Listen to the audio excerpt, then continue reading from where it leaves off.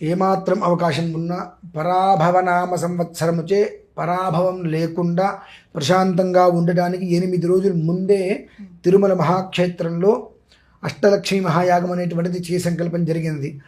దేవేంద్రుడు స్వర్గానికి అధిపతి, ఆయనది జ్యేష్ఠ నక్షత్రం, ఆ రోజు ఆ నక్షత్రం ఉంది. అలాగే బుధవారం, బుధ అనుగ్రహం. ఇట్నుంచి చూసుకుంటూ వస్తే బృహస్పతి ఆ సమయానికి రాజుగా వస్తున్నారు. అప్పుడు వీళ్ళందరికీ కూడా అధిష్టానం ఉపేంద్రుడు అనగా శ్రీ మహావిష్ణువు. ఆ శ్రీ మహావిష్ణువు ఎప్పుడు సంతోషపడతాడు అంటే అమ్మవారిని మనం ఆరాధిస్తే ఆయన బాగా సంతోషపడతాడు.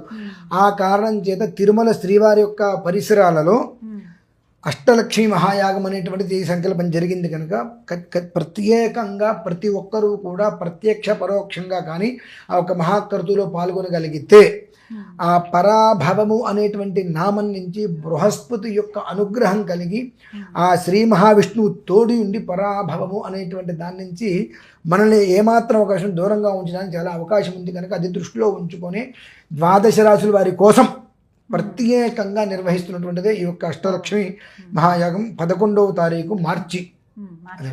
అందరూ పాల్గొనొచ్చు కదండి, ప్రతి ఒక్కరూ పాల్గొనవలసిందే. 27 నక్షత్రాల వారు తప్పకుండా పాల్గొని తీరవలసిందే. దీనివలన వాళ్ళకి జరిగేటువంటిది ఆ రోజు నుంచే, ఎప్పుడో కాదండి, ఆ రోజు నుంచే యుగాదిలోపు రోజుకు ఒక రకమైనటువంటి ఆనందాన్ని వాళ్ళు చూడగలుగుతారు.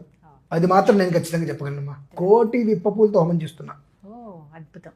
మామూలుగా ఏదో 1 కిలో 10 కిలోలు కదమ్మా, 1,000,000 విప్పపూలతో ఎందుకు హోమం చేస్తున్నానంటే ఆ పరాభవన సంవత్సరం ఏ స్థాయిలో ఉందో తెలుసు కాబట్టి. విప్పపు అంటే మధుపుష్పం అంటారు, అమ్మవారికి అత్యంత ప్రీతికరమైనటువంటిది. ఆ అమ్మవారి ప్రీతికరమైన పదార్థాల్లో అమ్మవారిని సేవించి తద్వారా శ్రీ మహావిష్ణువు యొక్క అనుగ్రహంతో రాజుగారి యొక్క ఆశీస్సులతో క్షేమంగా ఉండాలి అని ఉద్దేశ్యం. చక్కగా వివరించారు. ధన్యవాదాలు గురుగారు.